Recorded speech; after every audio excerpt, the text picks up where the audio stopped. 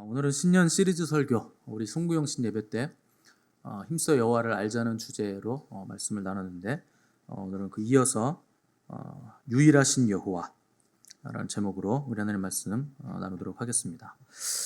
우리가 하나님을 믿고 신앙생활을 하게 되면 그 여러 가지 것들을 우리가 배우게 됩니다. 또 탐구하고 공부하기도 하고 또 많이 묵상하기도 하는데, 가만히 생각을 해보면 신앙생활에서 우리가 관심 분야가 굉장히 많습니다. 근데 가장 관심 없는 분야 하나를 꽂으라고 한다면, 제가 가만히 생각해 보니까 하나님에 관한 거예요. 우리가 하나님에 관해서는 별로 관심이 없어요. 그래서 예전에 제가 이렇게 청년부 수련회에 가서 특강을 이렇게 기획해서 여러 세션을 마련해 보면 다른 주제에는 사람들이, 청년들이 관심이 많습니다. 이선교제 세션 사람 많아요. 또 진로 문제 세션, 거기도 사람 많습니다. 또 소명, 이런 거, 자기 개발 이런 것도 관심이 많은데, 하나님에 관한 특강을 개설하면 거기 사람 별로 없습니다. 그러니까요, 하나님에 관해서는 사람들이 별로 그렇게 궁금하지도 않고 관심이 없는 거예요. 그러니까 하나님이 저에게 그런 말씀을 하셨다고 했잖아요. 네가 나는 잘 모른다, 다른 건 잘한다, 하나님은 잘 모른다. 얼마나 충격적인 얘기입니까? 그 얘기를 듣고 가만히 생각해 봤는데, 지금 제가 관심 가지고 있는 모든 이 땅에 있는 것들의 관심들은 영원한 게 하나도 없더라고요. 그러니까 여러분, 이 땅에서의 삶을 마감하고 우리가 하늘나라 교회에 속하게 돼서 이제 영원토록 우리가 거기서 하나님 앞에서 예배하는 삶을 살아갈 텐데, 거기서 우리가 계속 영원토록 알아가야 하는 지식은 결국 하나님에 관한 지식입니다. 영생은 뭡니까? 유일하신 참 하나님과 그의 보내신 자 예수 그리스도를 아는 것. 그게 영생의 삶이에요. 이 땅에서부터 우리가 유일하신 하나님과 예수 그리스도를 알아가는 그 삶을 살지 않으면 영원토록 우리가 알아가도 다 모를 우리 하나님을 알아가는 게 영생인데, 그거를 우리가 하지 않게 되면 그 땅에서도 그게 굉장히 어려워지는 거죠. 그래서 우리가 다 알아가지 못할, 영원토록 공부하고 또 파헤치고 연구하고 알아려고 해도 다 알아가지 못할 하나님, 우리가 그분을 아는데 굉장히 열심을 내야 된다는 것이고, 하나님을 아는 것이 무엇보다도 중요하다는 거죠. 자, 오늘 우리가 읽은 신명기 6장은 이스라엘 사람들이 이제 목숨처럼 여기는 말씀인데, 이 말씀을 쉐마라고 부릅니다. 쉐마라는 건 들으라라는 뜻이에요. 그래서 4절 보시면 시작하는 단어가 들으라 이렇게 시작을 하고 있죠. 그래서 이 말씀 구절을 이스라엘 사람들은 쉐마, 들으라 이렇게 부르는데, 이 쉐마의 말씀이 주어진 배경은 이제 출애굽한 이스라엘 백성들이 광야에서 1세대가 다 죽고, 이제 광야 2세대가 40년이 지난 뒤에 가나안으로 막 들어가려는 찰나에 있는 거예요. 근데 모세는 가나안에 못 들어갑니다. 그러니까 모세가 자기는 못 들어가고 여호수아와 갈렙 1세대 중에선 단 2사람만 들어가고, 나머지는 전부 다 광야에서 태어난 광야 2세대들, 젊은 세대들이 이제 가나안에 들어가는데, 모세가 걱정이 되는 거예요. 하나님께서 주신 율법들, 또 하나님을 사랑해야 되는 거, 우상 숭배하지 말아야 되는 거, 이런 것들을 반드시 지켜야 되는데, 이게 너무나 막 걱정이 되고 안 지킬 것 같으니까 이 신명기를 통해서 설교를 계속 해주는 겁니다. 그 중에서 가장 중요한 부분이 요 쉐마, 들으라, 요 부분이 가장 중요한 거죠. 그러면 가장 중요한 말씀을 집약해 놓은 게 광야 2세대에게 준 말씀이 신명기인데, 그 신명기 중에서도 이스라엘 백성들이 가장 중요하게 여기는 말씀이 쉐마, 그러니까 신명기 6장 4절부터 9절까지 있는 이 말씀을 가장 중요하게 여겼다는 거예요. 근데 가장 중요한 말씀을 왜 들으라고 시작하는가? 이게 또 중요한 거죠. 다른 감각기관을 사용할 수 있잖아요. 보라, 우리 하나님은 유일하신 하나님이시다, 이렇게 할 수도 있고, 느껴라, 체험하라, 만져라, 이렇게 얘기할 수도 있는데, 모세는 하필 들으라 이렇게 얘기를 했다는 거예요. 여러분, 사람의 신체 기관 중에 생각하는 기관이 어디입니까? 발가락이요? 어디요? 뇌죠, 뇌. 뇌가 생각하는 기관이에요. 근데 여러분, 뇌 말고 사람은요, 생각하는 기관이 또 있어요. 그거 아십니까? 네, 과감하게 몰라요. 정직하게. 뇌와 똑같은 기능을 하는 신체 기관이 뭐냐면 눈입니다. 눈은요, 생각하는 프로세싱 자체가 필요 없어요. 보면 그냥 열매가 맺힙니다. 그래서 눈은 두개골 바깥으로 나와 있는 뇌예요. 그러니까 눈은요 따로 우리가 뭐 생각할 필요가 없어요. 여러분들 뭐 이렇게 딱 보시잖아요. 그럼 바로 그냥 우리 안에 열매가 맺힙니다. 이게 눈이 너무나 무서운 겁니다. 그래서 보는 거 굉장히 중요한 거죠. 우리가 분별 없이 막 유튜브 같은데 막 이런저런 거 보시면 보자마자 여러분 영혼에 분명히 무슨 효과가 생깁니다. 여러분 느끼시는 분 계시죠? 영이 민감하신 분들은 악한 영 나오는 거 딱 보잖아요. 바로 머리 아파요. 그러면 그 머리 아픈 게 막 지끈지끈하고 막 두통이 막 일주일 갈 때도 있고 열흘 갈 때도 있고 막 이런 일들이 생깁니다. 왜 그러냐면 눈이 뭔가를 봤을 때 곧바로 영을 그냥 통과시키는 거예요. 받아들이는 거예요. 그러니까 뇌보다 훨씬 빠른 게 눈이고, 그래서 과학자들은 눈을 두개골 바깥으로 나와 있는 뇌다 이렇게 표현을 하는 겁니다. 그래서 뇌는 굉장히 중요한 기관인데 뭐 말씀을 뭐 묵상하기도 하고 사색하기도 하고 뭐 이런저런 일들을 하는데, 근데 이 눈은 뇌보다 훨씬 빠른 거예요. 생각 그 프로세싱 중간 자체가 필요 없어요. 그냥 보면 바로 묵상이 끝난 겁니다. 생각할 필요도 없이 끝나는 거예요. 열매가 맺혀지는 거예요. 근데 여러분 눈을 이기는 기관이 있습니다. 그게 뭔지 아세요? 귀예요, 귀. 눈을 이기는 기관이 귀예요. 여러분들이 어떤 말씀을 듣느냐, 누구의 말을 듣느냐가 눈으로 그 맺혀진 열매를 그 듣는 말씀이 이기는 거예요. 그러니까 하나님의 말씀을 듣는다는 건 굉장히 중요한 겁니다. 그래서 여러분들이 말을 할 때도 조심하셔야 되는 게 내가 에이 나쁜 놈아 이렇게 얘기를 하잖아요, 누구한테. 그러면은 그 나쁜 놈아라는 말을 상대만 듣는 게 아닙니다. 나도 들어요. 우리 뇌는 중추신경은 내가 다른 사람한테 하는 말인지 다른 사람이 나에게 하는 말인지 분간을 못해요. 그러니까 내가 하는 말을 나도 듣고 다른 사람이 나에게 하는 말도 내가 듣습니다. 그러니까 여러분들이 하는 말을 누군가에게 욕을 하잖아요. 그 사람만 욕을 먹은 게 아니고 나도 똑같이 욕을 먹은 거예요. 다른 사람이 나에게 욕하는 것과 똑같은 효과가 귀를 통해서 들어오는 겁니다. 그러니까 여러분 말도 조심해야 되고 눈도 조심해야 되지만 귀를 굉장히 조심하셔야 돼요. 그러니까 내가 무슨 말을 하는지 뇌 귀가 듣고 다른 사람이 나한테 하는 말 또 귀로 들어서 귀로 듣는 것도 분명하게 열매가 맺히게 되어 있는데, 근데 하나님의 말씀을 귀로 들으면 하나님의 말씀은 놀라운 일을 합니다. 하나님의 말씀은 살아있고 활력이 있어. 에너지가 있어. 옛날 성경에는 운동력이 있어. 이렇게 표현되어 있죠. 그래서 하나님의 말씀에는 에너지가 있다는 거예요. 여러분 하나님이 세상을 말씀으로 창조하세요. 그게 말씀 에너지입니다. 그 말씀을 선포하면 그 에너지가 형체화를 만들어주는 거예요. 그래서 하나님의 말씀을 계속 듣잖아요. 여러분들 영혼이 그 말씀 때문에 어떤 형체화로 나타나게 됩니다. 영혼의 말씀이 입혀지면 그 영혼의 입혀진 말씀으로 내가 움직이게 되고 움직이면 움직이는 대로 어떤 형체화가 나타나게 되는 거예요. 그래서 하나님의 말씀은 살았고 활력이 있어 좌우의 어떤 날선검보다 예리하여 우리의 혼과 영과 심령 골수, 골수를 다 쪼갠다 그러잖아요. 자, 혼과 영과 골수, 이건 영혼 육을 쪼갠다는 겁니다. 그러니까 전 인격을 쪼개는데 이 쪼갠다는 단어가 그 헬라어 그 메리스무스라는 건데 가른다는 표현입니다. 몇 번 말씀드렸습니다. 가른다는 건 무슨 뜻이냐면 혼과 영과 육을 분리시켜 놓는다는 거예요. 하나님의 말씀이 그런 일을 한다는 겁니다. 그래서 분리시키는 건 왜 분리시키느냐? 육과 우리의 생각인 혼이 둘이 붙어 먹어가지고 세상으로 우리를 끌고 가는 거예요. 그걸 분리시켜 놓습니다. 그게 하나님 말씀이 하는 일이에요. 그래서 혼이 육과 붙는 것이 아니라 어디로 붙게 만드느냐? 말씀이 임하시는 영에 붙게 만들어주는 거예요. 그래서 말씀이 좌우의 날선 어떤 검보다 예리해서 가른다, 쪼갠다 하는 건 혼을 영으로 붙을 수 있게. 그래서 육이 혼과 영이 결혼한 상태에 그 에너지를 육이 따라올 수 있게 우리의 영혼을 강화시켜 준다는 거예요. 그러니까 여러분 귀가 하나님의 말씀을 들을 때 우리 안에 놀라운 일들이 일어나게 된다는 거죠. 그래서 눈은 두개골 밖으로 나와 있는 뇌라서 눈으로 보는 게 곧바로 열매가 맺혀지지만 눈을 이기는 게 귀예요. 하나님의 말씀을 듣는 귀가 우리의 그 모든 기관들을 새롭게 만들어 준다는 겁니다. 그래서 여러분들이 하나님 말씀 들을 때 입으로 뭐라고 화답하십니까? 아멘 하시잖아요. 여러분 아멘이 굉장히 중요한 겁니다. 그렇게 될 것을 믿습니다. 맞습니다. 동의합니다. 이렇게 하는 거기 때문에 여러분들이 동의하는 거지만 선포할 때 또 내 귀가 듣는 거예요.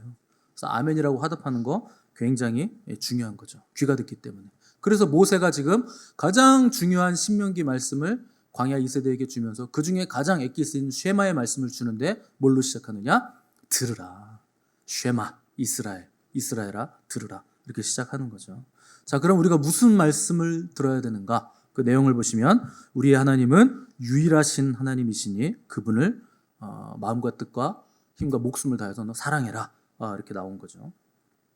자, 하필 쉐마의 말씀에서 들으라로 시작했는데 가장 먼저 강조한 그 들으라의 내용은 하나님은 유일하신 하나님이시다. 이걸 강조했다는 거예요.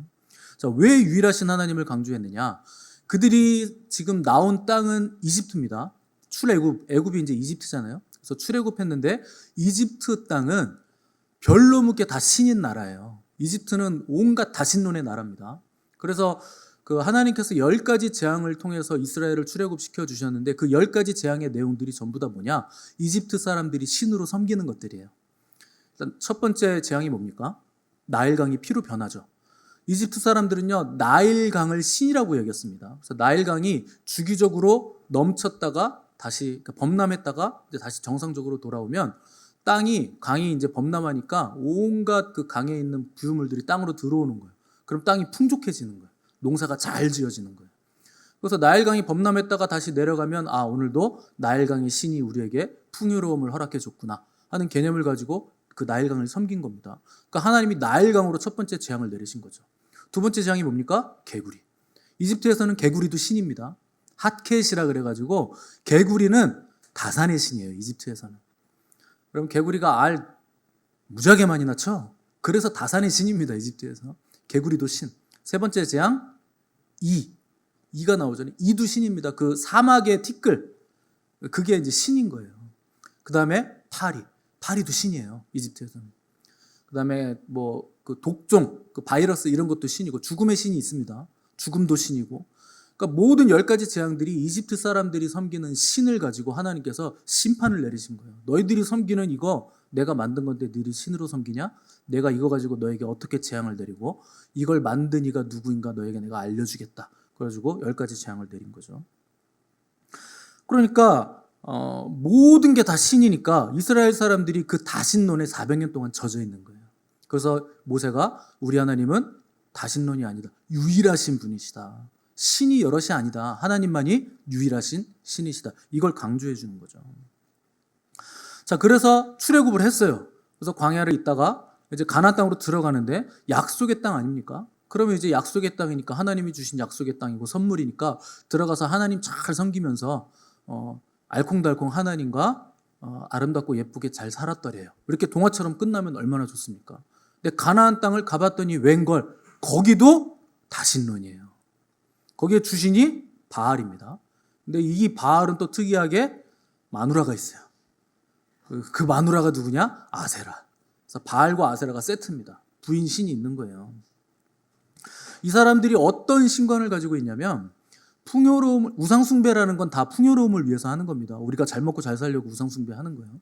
그래서 바알 주신에게 아세라가 있어서 우리가 그들을 잘 섬기면 바알과 아세라가 이렇게 동침을 하는 거예요.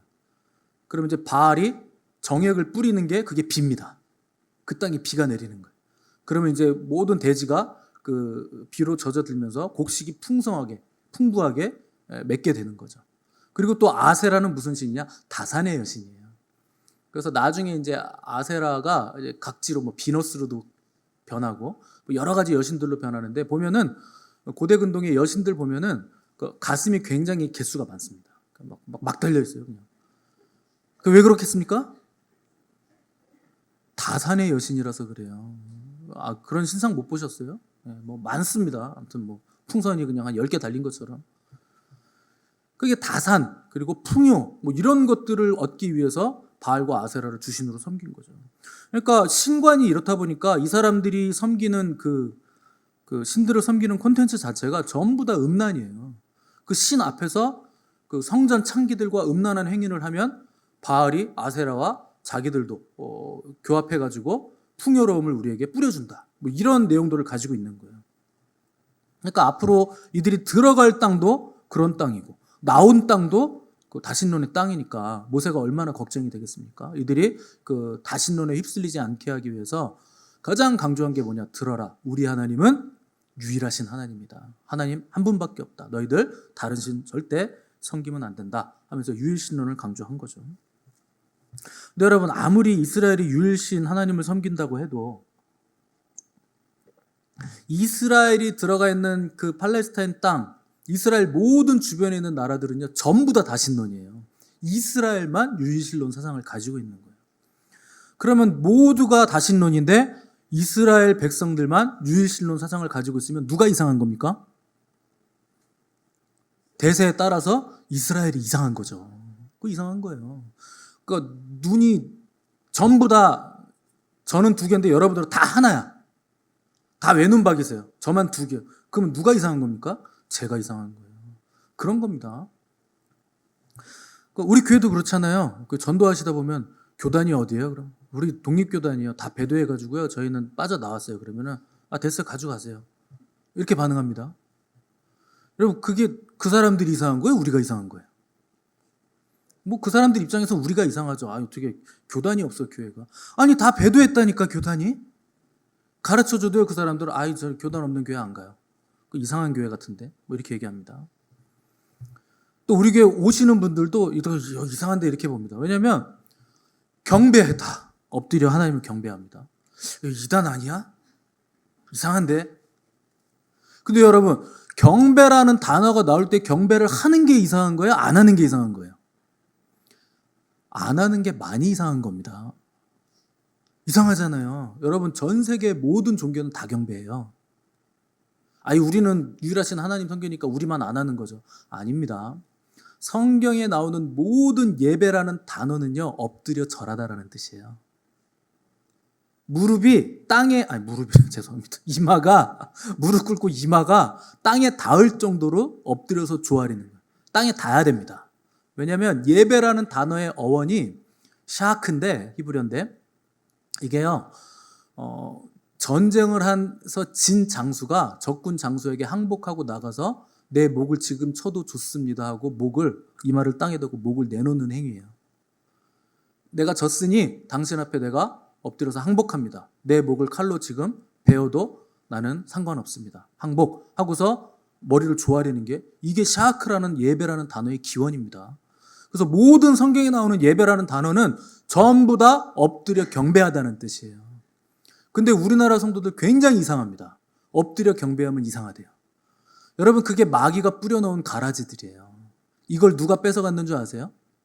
엎드려 경배하는 예배를. 히브리인들은, 유대인들은 전부 다 엎드려 경배합니다. 초대교회 성도들 전부 다 엎드려 경배했고요. 기도하고 찬양할 때는 손을 이렇게 들고 하늘을 바라보면서 기도했어요. 우리처럼 눈 감고 머리 조아리 이렇게 기도 안 했어요. 무릎에 머리 막 주워 받고서. 하늘을 보고 기도하는 거예요, 초대교회 성도들은. 그리고 찬양할 때도 하늘을 보고 찬양하고, 예배할 때는 무조건 머리를 땅에다 대고 경배하는 거예요. 경배라는 단어가 나오면 경배하는 거예요. 그 몸으로 행하는 예배자의 자세에서 나오는 그 임재가 있어요. 하나님이 그걸 우리에게 주신 거예요. 근데 그걸 어디에 뺏겼는지 아십니까? 이슬람에게 뺏긴 거예요. 그럼 이슬람 예배하는 거 보셨습니까? 엉덩이로 예배하죠? 하늘 높이 엉덩이를 치솟잖아요, 그냥. 다 엉덩이만 보이잖아요. 다 같이 싹 엎드리니까. 그 이마가 땅에 닿게 경배하는 겁니다. 그거 우리가 뺏긴 거예요. 원래 초대교회 성도들이 하던 겁니다. 그리고 구약의 이스라엘 백성들이 하던 거예요. 근데 우리 교회가 다 경배합니다 하면 다 이렇게 꼬꾸라지잖아요. 그럼 처음 온 사람들은 이상한데? 잘 돌봐주셔야 됩니다. 속으로만 얘기하세요. 야, 네가 더 이상해. 경배한다며. 왜 찬양하면서 경배라는 단어가 나오는데 왜 니네는 경배를 안 하냐. 하나님이 얼마나 높으신 분인데, 얼마나 위대하신 분인데 왜 경배를 안 합니까? 여러분, 불교도 경배하고 이슬람도 경배하고 모든 종교는 다 자기들 신학에 엎드려 절해요. 기독교인들만 목이 고다요. 절대 안 엎드립니다. 그 마귀한테 속은 거예요.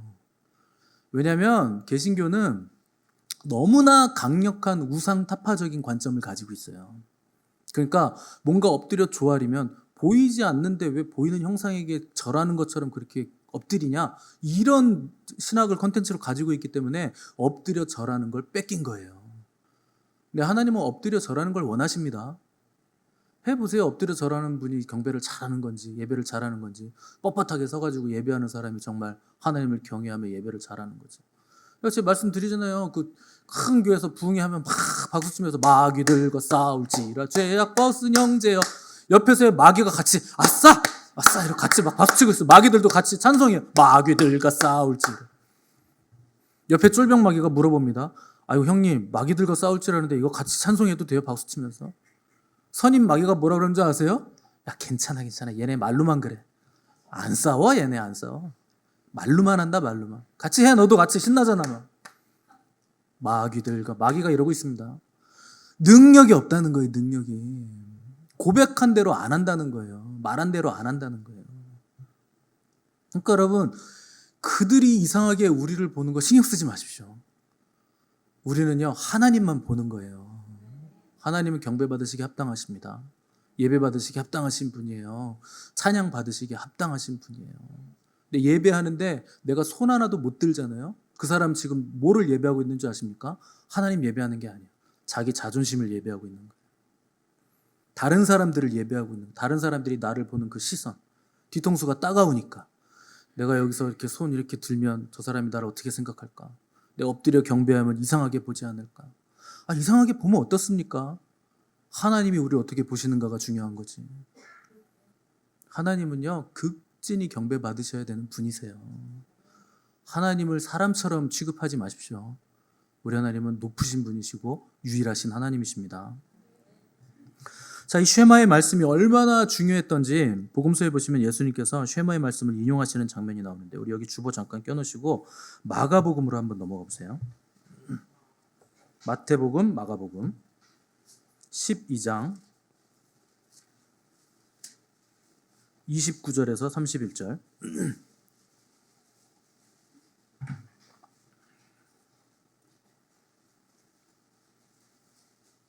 76페이지 신약성경.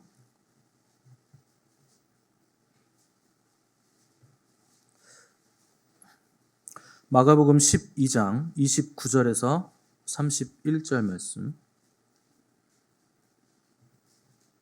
자, 다 같이 읽어보겠습니다. 29절에서 31절 시작. 예수께서 대답하시되 첫째는 이것이니 이스라엘아 들으라. 주 곧 우리 하나님은 유일한 주시라. 내 마음을 다하고 목숨을 다하고 뜻을 다하고 힘을 다하여 주 너의 하나님을 사랑하라 하신 것이요. 둘째는 이것이니 내 이웃을 내 자신과 같이 사랑하라 하신 것이라. 이보다 더 큰 계명이 없느니라. 아멘. 자, 서기관 중에 한 사람이 예수님께 질문을 했는데 예수님 모든 계명 중에 첫째가 하는 계명이 뭡니까? 이렇게 물었어요. 그러니까 당시 이스라엘은 굉장히 많은 계명과 율법이 있었다는 거죠. 그래서 그 많은 계명과 율법 가운데 서로 논쟁이 붙는 거예요. 뭐가 제일 큰 계명이냐? 논쟁이 붙었는데 예수님께 이걸 질문을 합니다. 그러니까 예수님이 들으시고는 딱 두 개로 압축을 해주세요. 그러니까 얼마나 고맙습니까? 계명이 그렇게 많은데 두 개로 딱 압축을 해주니까 마치 기말고사 기간에 선생님이 오셔가지고 범위가 너무 넓은데 이거 어떻게 다 공부하나 하고 있는데 너무 좋은 선생님이 그거 하잖아요. 자, 책 펴. 자, 처음부터 불러줄게. 30페이지 여기 오른쪽에 몇 문단부터 몇 문단까지 여기 보고 그 다음에 42페이지 거기서 이거 내용 보고 이렇게 동그라미 막 쳐주게 해주는 거예요. 얼마나 고맙습니까? 예수님이 그 해주시는 거예요. 모든 계명 중에 가장 우선시되는 계명이 뭡니까? 하니까 예수님이 두 개로 딱 압축을 해주셨다는 거죠. 자, 정리해 주신 거 너무 고맙고 감사한데 근데 내용이 이게 너무 또 모호해요. 하나님을 사랑하되 마음을 다하고 뜻을 다하고 힘을 다하고 또 쉐마의 구약 말씀에는 없는 거 하나가 붙었어요. 그게 뭐냐면 목숨을 다해서 하나님을 사랑하라. 그리고 이웃을 사랑하되 내 자신처럼 사랑해야 된다. 근데 이 말씀을 들으면 여러분 감이 딱 오십니까? 그런 거구나. 하나님을 이렇게 사랑하면 되겠구나. 이렇게 뭐 잡히세요? 이게 굉장히 모호한 말씀입니다. 마음을 다하는 거 도대체 어느 정도예요? 뜻을 다하는 거? 무슨 뜻이요? 힘을 다하는 거? 그럼 뭐 오늘 내가 하나님을 사랑하면 저녁에는 힘이 다 빠져 있어야 돼요? 힘이 남아있으면 하나님을 힘을 다해서 사랑하지 않은 겁니까? 목숨을 다해서 사랑하는 거 어떻게 해야 됩니까? 오늘 죽어버려야 돼요? 하나님 사랑해가지고 그냥? 이웃을 내 몸처럼 사랑하래요. 내 몸처럼 이웃을 사랑하는 거 어떻게 사랑하는 겁니까? 내가 먹는 거 나눠줘야 되나요? 옆집에? 그 이웃이 얼마나 많은데. 그럼 내가 누리는 거 똑같이 누리게 해줘야 됩니까? 나 여행 갈 때 같이 데려가나요? 여러분 뭐 이게 뭐 잡히는 게 있으세요? 하나님 사랑하고 이웃 사랑이? 그러니까 하나님이 굉장히 모호한 계명 주신 거예요. 그냥 선을 딱딱딱 그어가지고 주셨으면 이거 해, 이건 안 돼, 이렇게는 괜찮아, 이렇게 하면 되는데 이게 케이스 바이 케이스가 너무 많은 거죠. 그러니까 너무 모호하게 뭉뚱그려서 줬는데 도대체 뭔지 모르겠다는 거예요. 어느 정도까지 해야 이게 마음을 다하고 뜻을 다하고 힘을 다하고 목숨을 다하는 건가? 왜 계명을 이렇게 모호하게 주셨을까요? 뭉뚱그려 주셨을까요? 어느 만큼인지를 모르겠잖아요. 어떻게 해야 되는지도 모르겠잖아요. 왜 이런 계명을 주셨을까요? 하나님이요, 우리가 계명을 딱 주셔놓고선 이 계명을 얼만큼 잘 지키는지 점수 매기려고 하시는 게 아니에요. 이런 계명을 주신 이유는 이거는 해, 이건 하면 안 돼, 너희들 이렇게 해야 돼, 이런 개념으로 주신 게 아닙니다. 우리는요, 이렇게 사랑하기에 불가능한 사람들이에요. 여러분, 마음 다하고 뜻 다하고 힘 다하고 목숨 다해 하나님 사랑할 수 있어요?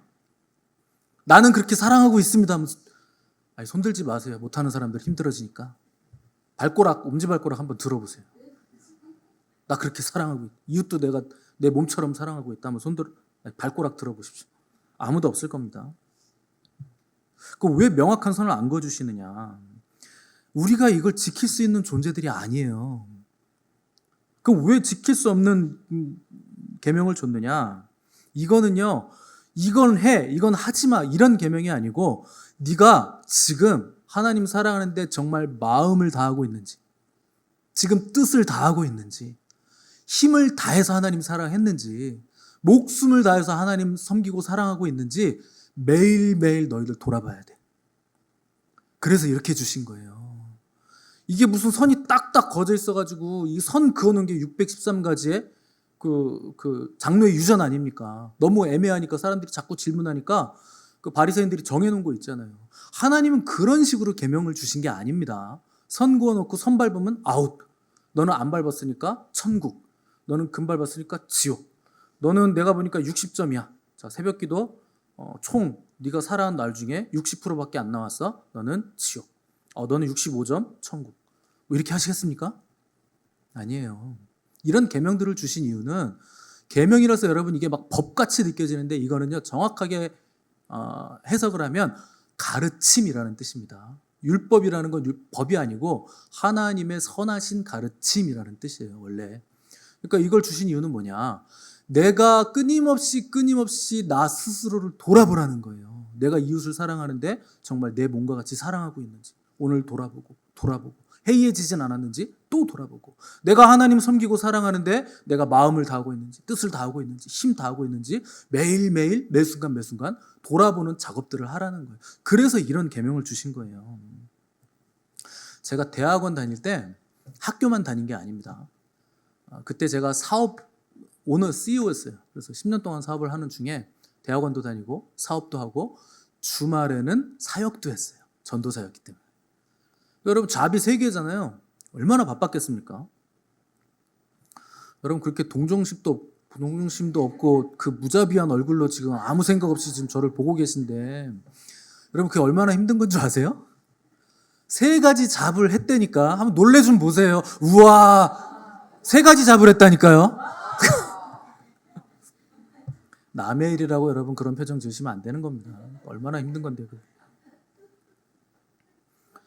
제가요 그 학교 가면서 막 견적서 막 만들고 도면 막 보면서 치수 재고 막 보내고 가서 막 시험 화장실에 들어가서 30분간 벼락치 공부 막 머리 흔들리면 날아가니까 이대로 와가지고 앉아가지고 안 하는데 보고 막 쓰고. 그런데 아마 제 성적이 제일 좋았을걸요? 그렇게 해도. 그리고 또 주말에 가면 설교 준비하고 사역을 했습니다. 대단하죠. 그래서 제가 무슨 생각을 했냐면 이제 뭐 3잡도 했는데 내가 웬만한 건 뭐 교회 할 때 웬만하면 다 할 수 있겠다 이런 생각을 가졌는데 여러분 그게 얼마나 위험한 생각인 줄 아세요? 내가 할 수 있고 내가 능력이 있고 내가 뛰어나서 이거를 다 쳐낼 수 있다라고 생각하는 것 자체가 굉장히 위험한 함정에 빠진 거예요. 그걸 할 수 있었던 이유는 하나님이 지혜를 주셔서 그랬던 거예요. 하나님이 힘과 능력과 여건을 다 만들어 주신 거예요. 3가지 일이라도 다 할 수 있게. 근데 마치 내가 그걸 능력이 있어서 다 잘한 것이냐 생각하면서 야 이제는 내가 어떤 일이 와도 할 수 있어. 할 수 있는 근거와 이유는 어디에 있습니까? 하나님이 나의 하나님이시기 때문에 내가 할 수 있다. 내게 능력 주시는 자 안에서 내가 모든 것을 할 수 있다. 이렇게 고백이 나와야 되는데 세 가지 내가 쓰리잡도 해봤어. 잘못하면 포잡도 할 기세야.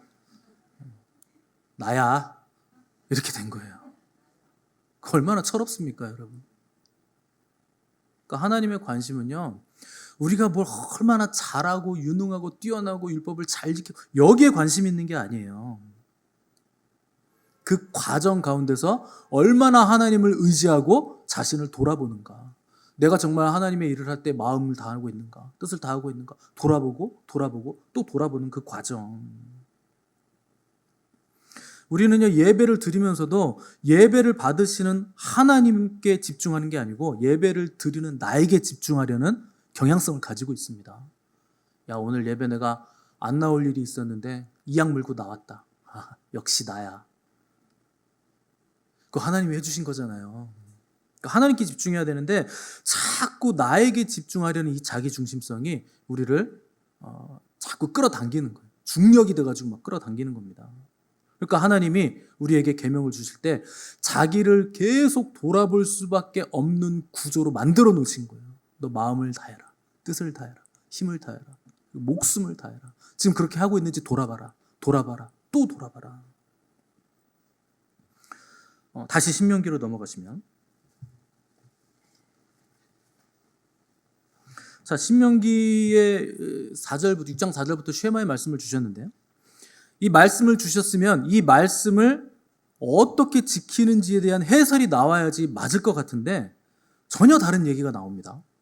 6절부터 보시면 오늘 내가 내게 명하는 이 말씀을 너는 마음에 새기고 내 자녀에게 부지런히 가르치며 집에 앉았을 때든지 길을 갈 때든지 누워있을 때든지 일어날 때든지 이 말씀을 강론할 것이며 너는 또 그것을 내 손목에 매어 기호를 삼으며 미간에 붙여 표로 삼고 내 집 문설주와 바깥문에 기록할지니라. 전혀 얼토당토하는 얘기를 하는데 너희들 들었지? 내 하나님은 유일하신 하나님이시니 너는 마음 다하고 힘을 다하고 뜻을 다하고 뭐든지 다해서 하나님 사랑해. 그럼 어떻게 하면 그렇게 사랑하는 거냐 하면 이렇게 나와야 될 것 같은데, 자, 요 말을 너희 자녀들에게도 가르쳐. 똑같이 얘기해줘. 그리고 이걸 써가지고 손목에 매, 미간에 붙여, 맞박에 딱 붙여놓는 거예요. 그리고 집 문설주, 명패처럼 이 말씀을 또 붙여놓으라는 거예요. 여러분, 지금 이스라엘 사람들은요, 이 말씀을 있는 그대로 적용해가지고 쉐마 구절에 있는 그 작은 상자가 있습니다. 테필린이라 그래서 그 유대인들 보면 여기 이렇게 상자 달려 있어요. 이마에 미간에 맞박이 이렇게 딱 달려 있는 거. 그게 테필린입니다. 거기에 뭐가 써 있는 줄 아세요? 그 안에 쉐마가 써 있는 거예요. 그리고 이렇게 막 감은 유대인들이 있어요. 팔에다가.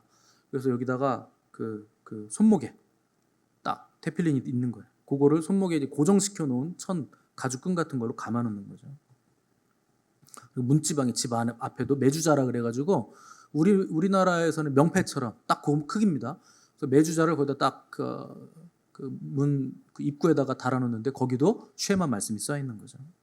그러니까 무슨 부적 같지 않습니까? 우리나라 북어 달아놓는 거나 뭐 이렇게 점집 가가지고 빨간 글씨 노란 종이에다 빨간 글씨로 뭐 써가지고 이렇게 달아 붙여놓는 거라. 무슨 차이가 있습니까? 하나님이 그렇게 하라고 했으니까 그렇게 한다는 거예요. 근데 여러분 맞박에 붙이고 이마에 붙이고 손목에 붙이고 뭐 명패에 붙이고 그러면 그게 지켜져요? 지켜집니까? 왜 그렇게 했을까요? 왜 그렇게 붙여놓으라 그랬을까요? 매일매일 되뇌라는 거예요. 거기 붙여있으면 볼 거 아닙니까? 그리고 내가 뭘 하는데 이게 귀찮잖아요. 불편하잖아요. 손목에 상자가 있는데 얼마나 불편합니까? 근데 그 불편할 때마다 보는 거예요. 이 안에 뭐가 있는지. 뭐가 있습니까? 쉐마, 이스라엘아 들으라. 우리 하나님은 유일하신 하나님이시니 너는 마음을 다하고 뜻을 다하고 힘을 다하여 주 너의 하나님을 사랑하라. 나는 지금 마음을 다하고 있는가? 뜻을 다하고 있는가? 또 누구를 만나면 내 맞박은 안 보이잖아요. 근데 상대방 이마에 그 딱 보이는 거, 상자가 딱 보이는 거. 아, 저 안에 뭐가 있습니까? 쉐마가 있는 거예요. 마음을 다하고 뜻을 다하고 힘을 다하여 하나님을 사랑해야지. 나는 지금 그렇게 살고 있는가? 서로가 서로를 보면서 또 자녀에게 가르치면서 집 문 밖을 들어오고 나가면서 끊임없이 내가 지금 하나님을 어떻게 바라보고 있는가, 어떻게 섬기고 있는가를 되뇌어 보라는 거예요. 그런데 이스라엘 사람들은 이걸 못합니다. 그렇게 열심히 달아놓고 되뇌이고 하는데도 못하는 거예요. 놀랍게도 이스라엘 백성들은 하나님을 버린 적은 한 번도 없다 그랬습니다. 문제는 뭐냐면 하나님도 섬기고 우상도 같이 겸해서 섬기는 거예요. 그러니까 쉐마의 말씀은 잊지 않았는데 그 말씀을 해석을 잘못하고 적용을 잘못했다는 거죠.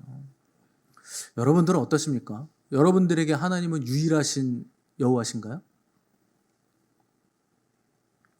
아멘이 이렇게 없으면 안 되는데요. 그럼 뭐 다른 하나님이 있으세요? 뭐 저 말고 뭐 드라빔 같은 거 집에 있습니까? 뭐가 있으세요? 여러분, 하나님이 유일하신 분이시라는 것은 그분이 절대적이라는 뜻이에요. 절대적인 존재. 여러분들이 절대적인 존재 앞에 섰을 때 절대적인 존재가 요구하는 건 절대적인 관계를 요구합니다. 상대적인 존재는요, 상대적인 관계를 요구해요. 여러분들 그 부부간에 뭐 이렇게 결혼을 하셨는데 사랑하시죠? 뭐 정략 결혼하셨어요? 계약 결혼하셨습니까? 사랑해서 결혼하셨잖아요. 사랑하긴 사랑하는데 내가 99.999%는 사랑하지. 근데 0.0001%는 내 첫사랑을 내가 못 잊어. 야, 99.999인데 그거 이 정도 익스큐즈 할 수 있잖아요. 그 여자분들 어떤 생각이 드십니까? 남편이 그렇게 얘기하면? 그 뭐 생각을 해요? 그냥 싸대기를 쫙 나가. 0.0001%도 용납이 안 되는 게 사랑이에요. 하물며 인간들의 사랑도 그럴진데 여러분, 하나님은 절대적이잖아요. 하나님 사랑할 때 어떻게 사랑해야 됩니까? 절대적으로 사랑하셔야 돼요. 100% 사랑하셔야 돼요. 하나님의 절대성은 모든 것을 다 요구하시는 절대성입니다. 그러니까 내가 지금 그렇게 하나님을 사랑하고 있는지 끊임없이 쉐마의 말씀을 통해서 돌아보고 또 돌아봐야 된다는 거죠.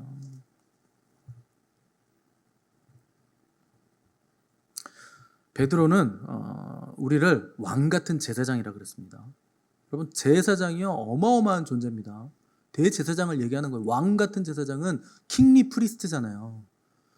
그러니까 하이 프리스트, 다스리는 제사장이라는 뜻입니다. 제사장들 중에서도 제사장을 다스리는 제사장. 여러분 뭐 아무 감동도 없이 내 그런가 보다 뭐 그러고 앉아 있는데, 여러분 레위기를 보시면요 엄청나게 많은 말씀이 나오는데 거기에 대부분의 내용은 뭐냐면 제사장에 관한 말씀이에요. 여러분 레위기 말씀 받을 때 제사장이 몇 명인 줄 아십니까? 5명밖에 안 돼요. 아론하고 아론의 4아들 5명밖에 안 돼요. 적용할 수 있는 말씀이. 그런데 대부분의 말씀을, 거기 이스라엘 백성들이 인원수가 얼마나 많습니까? 그런데 대부분의 말씀을 누구를 향해 주느냐? 5명밖에 없는 제사장을 위해서. 제사장이 얼마나 대단한 존재입니까? 그 중에 또 아론의 아들 중에 2분은 어디 뭐 뒤에 성막 뒤에서 담배 피다가 담뱃불을 붙여서 드렸는지 불 잘못 들여가지고 돌아가시고 3명밖에 안 남습니다. 3명한테 주시는 말씀이 율법의 대부분의 말씀이에요. 여러분 얼마나 존귀한 직분입니까, 제사장이? 그 제사장이 입은 옷, 여러분 우리 성전신학 양육반 받으신 분들 잘 아시죠?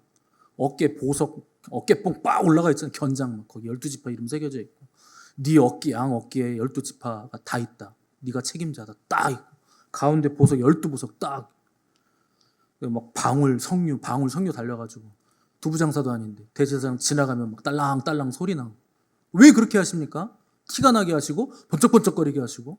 고라자손이 얼마나 대제사장 볼 때마다 열이 받던지, 저거 아론 저거 나나 지나 별로 나랑 같이 그 술 마시던 친구인데 저기 왜 대제사장이 되고, 나는 그냥 고라자손 그냥 뭐 다 골아가지고 그냥 성막 들고 다니느라고 다 힘들어가지고 골아가지고 힘들잖아요. 그러니까 그 하극상 일으켰다가 하나님한테 호되게 맞습니다. 다 죽임당하고. 하나님이 부르셨기 때문에 아론은요 존귀해진 거예요. 근데 하나님이 저와 여러분을 어떻게 부르셨습니까? 너희는 택한 족속이요 왕 같은 제사장. 얼마나 위대한 사람들을 부르신 거예요. 대단한 거예요, 여러분. 여러분 오늘 교회 오실 때 어떤 마음으로 오셨습니까? 왕 같은 제사장의 직분, 그 마음을 가지고 오셨나요? 여러분 그 많은 분들이 예배로 오시는데, 여러분 오늘 옷 입고 오실 때 토요일부터 이렇게 잘 준비하셔가지고 옷 다 입고 아멘. 오셨죠? 아침에 눈곱 붙은 상태에서 대충 그냥 이렇게 하다가 걸리는 거 입고 오신 분 계십니까? 여러분, 여러분들이 입는 옷이 여러분들의 존귀함을 나타내줘요. 여러분, 제가 오늘 목회자로 여기 서가지고 설교하는데 겨드랑이 다 보이는 하얀 러닝 입고 와가지고 추리닝에 양말도 안 신고 쓰레빠 찍찍 끌고 와가지고 쪼리 신고 와가지고 네 잘 믿으면 돼요 할렐루야 막 이러고 있으면 여러분 존귀해 보이시겠어요? 그렇게 오시면 안 되는 거예요, 여러분. 오늘 대표 기도하시는 뭐 옷 얼마나 깨끗하게 깔끔하게 멋있게 입고 옵니까? 대표 기도하고 오는데 하러 오는데 여러분 그분이 진짜 머리 떡져가지고 슬리퍼 신고 눈곱 끼고 오면 여러분 그 기도 하나님 받으시겠어요? 여러분들이 준비하는 그 과정, 여러분들이 옷 입는 과정, 그 모든 것들이 여러분들의 존귀함을 나타내 주는 거예요. 결혼식이나 어디 가시면 저랑 같이 밥 먹을 때 뷔페 가시면 제가 어떻게 밥 먹는지 여러분 보셨죠? 접시에요. 저 음식 많이 안 담습니다. 원래 많이 먹지도 않지만 절대 소스가 섞이지 않게 담습니다. 모든 음식에 소스가 섞이는 걸 굉장히 싫어합니다, 저는. 그래서 가운데 하나 담고 이렇게 동서남북 4개 정도, 5개 정도 이렇게 딱 그 소스 안 섞이게 아주 그냥 새색시처럼 이렇게 들고 와서 소스 안 섞이게 먹고 또 다시 가서 다른 것도 소스 안 섞이게 먹고. 여러분 제가 왜 그렇게 먹냐고 누가 물어보면 제가 뭐라고 대답하는 줄 아세요? 저는 존귀하니까요. 우리 사모님이 제일 많이 들은 말이죠. 도대체 왜 그러냐고. 난 존귀하니까. 여러분 저 실제로 그래요. 왜 내가 소스를 다 비빔밥해서 먹습니까? 내가 무슨 노예도 아니고. 소스가 섞이면 맛이 없어요, 음식은. 그래서 따로따로 먹어야 돼요, 안 섞이게. 여러분들은 뷔페 음식 드실 때 어떻게 드시나요? 산더미 막. 김치도 있고 나물도 있고 고기도 있고 전도 있고 초밥도 있고 다 섞어서. 불교에서는 내가 남긴 음식 다 섞어서 그렇게 준다던데, 지옥 가면. 그런 건 얘기 들어보셨어요? 내가 왜 지옥밥을 먹습니까? 뭐 사실은 아니겠지만 참 지옥 사람들 잘도 섞어서 먹여요. 살아있는데도.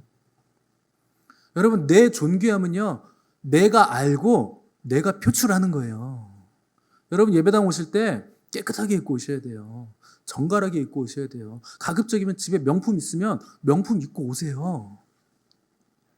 똥도 입고 오시고 뭐 채널도 입고 오시고 뭐 에르메스인지 아르메스인지 알마니안인지 뭐 아르마딜로인지 모르겠지만 아무튼 뭐 그런 것도 입고 오시고. 그거 언제 입습니까? 교회 오실 때 입어야지. 존귀한 하나님의 자녀로서 올 때 좋은 옷 입으셔야지. 언제 입어요? 그런 거 입고 왔다고 여러분 뭐라 그러지 마세요. 얼마나 하나님을 존귀하게 여기면, 얼마나 존귀한 사람이면 저렇게 좋은 옷을 고이 놔뒀다가 세상에선 안 입고 교회 올 때 저걸 입고 왔을까. 그렇게 생각하셔야지. 우리가 왜 존귀합니까?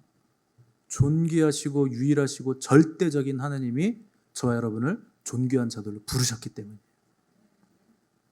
사탄은요 우리의 존귀함을 뺏어가려고 그래요. 여러분 빼앗기지 마시기 바랍니다. 그래서 우리는 끊임없이 내가 어떤 사람인가, 그리고 내가 그런 사람으로서 그 정체성을 가진 자로서 마음을 다하고 뜻을 다하고 힘을 다하고 목숨을 다해서 하나님을 섬기고 사랑하고 있는가 돌아보시고, 그 사랑으로 이웃을 내 몸과 같이 사랑하고 있는가를 끊임없이 돌아보시는 복된 저 여러분들 되시기를 간절히 바랍니다.